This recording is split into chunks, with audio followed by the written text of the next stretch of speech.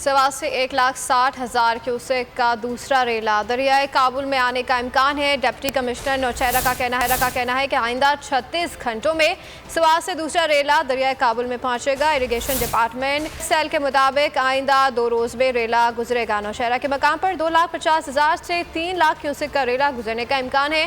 महफूज मकाम पर मुंतकिल अफराद वापस घरों में जाने की कोशिश ना करें। नौशेरा में आइंदा 2 से 3 रोज में सैलाबी सूरत हाल का इम्कान।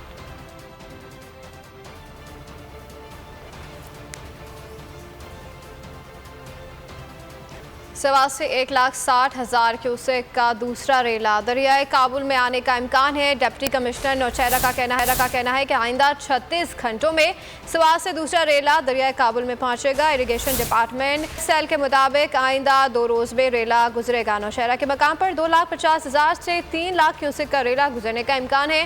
महफूज मकाम पर मुंतकिल अफराद वापस घरों में जाने की कोशिश ना करें। नौशेरा में आइंदा 2 से 3 रोज में सैलाबी सूरत हाल का इम्कान।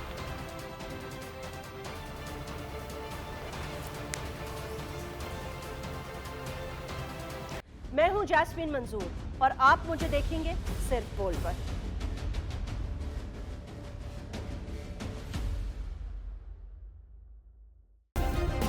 सब्सक्राइब करें और बेल दबाएं ताकि कोई खबर रह न जाए।